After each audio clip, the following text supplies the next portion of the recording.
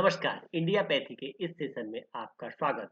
आज हम वायु चिकित्सा के व्यायाम पार्ट 2 पर बातचीत करेंगे, जिसमें हम पहले भी आपको बता चुके हैं कि वायु चिकित्सा में व्यायाम की क्या-क्या महत्ता है, उसमें कौन-कौन से एक्सरसाइज, टहलना और स्विमिंग करना, उठक-बैठक करना, ये सब चीज़ें ले चुके हैं। अब इसके नेक्स्ट सेशन में हम लेते हैं कुश्ती। तो खेल के साथ-साथ व्यायाम बहुत ज़रूरी है, शरीर के निर्माण में सहायक होता है। अखाड़ा आधारित अभ्यास या कुश्ती, जैसा कि चित्र में आप देख पा रहे हैं, मस्तिष्क की सक्रियता में सहायता करता है, चेतन अवस्था में वृद्धि कराता है। इसके साथ-साथ कुश्ती के लाभ क्या है? संपूर्ण शरीर का व्यायाम होता है इससे, बल और सहन शक्ति बढ़ती है, निर्णय लेने की क्षमता का विकास होता है, एकाग्रता में वृद्धि होती है, मानसिक सजगता बनी रहती है।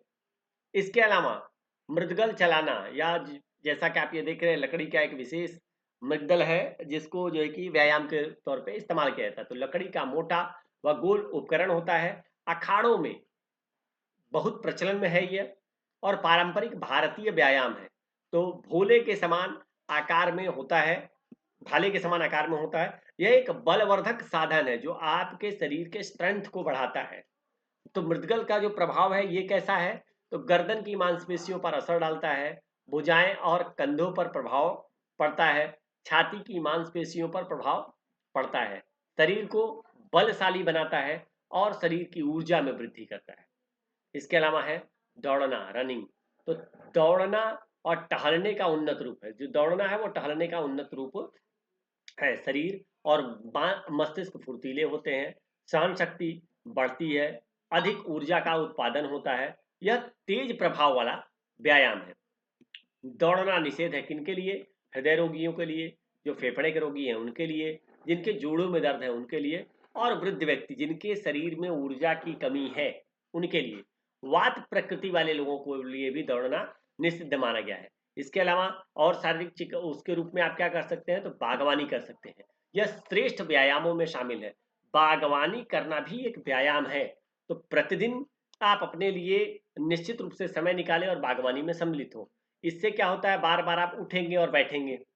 और क्या कर सकते हैं, मिट्टी के संपर्क में आ जाएंगे। मिट्टी आप हाथ पे लगाएंगे, आपके शरीर में लगेगा कहीं ना कहीं। इसके अलावा आप कोई ना कोई इंस्ट्रूमेंट चलाएंगे, फावड़ा, खुरपी चलाना या पानी देना, तो जल के भी संपर्क में आए, मिट्टी के भी संपर्क में और प्रकृति के भी संपर्क में आए। कई मांसपेशियां इस तरह के काम से सक्रिय हो जाती हैं। बागवानी का मानसिक लाभ ये होता है कि निष्काम कर्म की भावना रहती है कि हमने भाई फूल लगा दिया, अब इससे जो है कि कुछ समय के बाद ये उन्नत होगा और इससे फूल या पेड़ हम लगा रहे हैं तो फल आएंगे। इसके अलावा हमारा प्रकृति से जुड़ाव होता है, मन व मस्तिष्क का जो भाव होता है वह शांत होता है, आनंद की इंटरनल अनुभूति होती है, पुष्पों से मन खुश एवं प्रसन्नता शरीर में रहती है। इसके अलावा और क्या कर सकते हैं? वायु चिकित्सा में नृत्य कर सकते हैं, डांस कर सकते हैं। तो सर्वश्रेष्ठ व्यायामों में से यह एक है। यह भारतीय नृत्य है जो शारीरिक और मानसिक दोनों लाभ पहुंचाता है। तो साधना का एक रूप है, योग की ओर ले जाने वाला एक साधन है, यौगिक साधन है ये। तो भारतीय नृत्य का विशेष महत्व है। तो कथक, भारतनाट्यम, ओडिशा, कथकली, मोहिनीअट्टम, घूमर, कालबेलिया, बिहू, यह अलग अलग तरह के अलग अलग स्टेट के डांस हैं जो उनके प्राकृतिक कल्चर के अनुसार और वातावरण के अनुसार वहाँ पे ये किए जाते हैं। इनका महत्व और लाभ क्या है? तो यह पूरे शरीर की मांसपेशियों को संतुलित व्यायाम होता है। आँखों, गर्दन, हाथ, पैर और चेहरे तक का व्यायाम होता है इसमें। शरीर के साथ मन और मस्तिष्क भी सक्रिय हो जाता है इसमें। ताल, लय से श्वास प्रक्रिया नियंत्रित होती है। सात्विकता, एकाग्रता, आंतरिक आनंद का विकास होता है। नृत्य का जो शरीर पे प्रभाव पड़ता है वह समस्त अंग प्रणाली सक्रिय होती है। रोए रोए का व्यायाम हो जाता है। आंखों की मांसपेशियां सक्रिय हो जाती हैं। चेहरे व मस्तिष्क का व्यायाम होता है। अवर्णनीय लाभ होता है, मतलब इतने अधिकतम लाभ है कि उसके वर्णन कर पाना यहाँ पे संभव नहीं है। इसके अलावा और क्या कर सकते हैं? गाना गा सकते हैं, सिंगिंग, जिसमें होठ, जीभ, जबड़े, ये सब सक्रिय हो जाते हैं। गला और गर्दन ये भी सशक्त होते हैं। फेफड़ों का व्यायाम होता है, क्योंकि श्वसन प्रक्रिया एक विशेष लय में होती है, तो फेफड़े का व्यायाम होता है। श्वास पर नियंत्रण होता है। रक्त शुद्धिकरण में सहायता इससे मिलती है। और इसके अलावा वाद्य यंत्र बजा सकते हैं। तो बांसुरी, शहनाई, बीन, ये सब फेफड़ों पर गहरा प्रभाव डालते हैं। श्वास पर नियंत्रण अच्छा होता है, सूक्ष्म अभ्यास होता है, किसका? शरीर का और मन का, और इन दोनों को इसका लाभ मिलता है।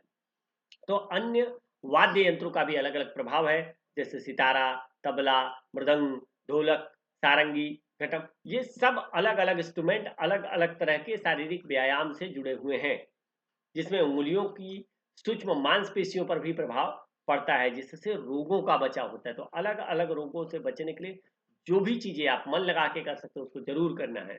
और व्यायाम से जुड़ी क्या आवश्यक बातें हैं? तो व्यायाम को हमेशा खुले में, स्वच्छ वातावरण में ही करना सर्वोच्च है। बाग, बगीचे के अगर भीतर हो रहा है तो वो सर्वश्रेष्ठ है। कमरे में अगर कर रहे हैं तो खिड़कियाँ और दरवाजे ज़रूर खुले रखें।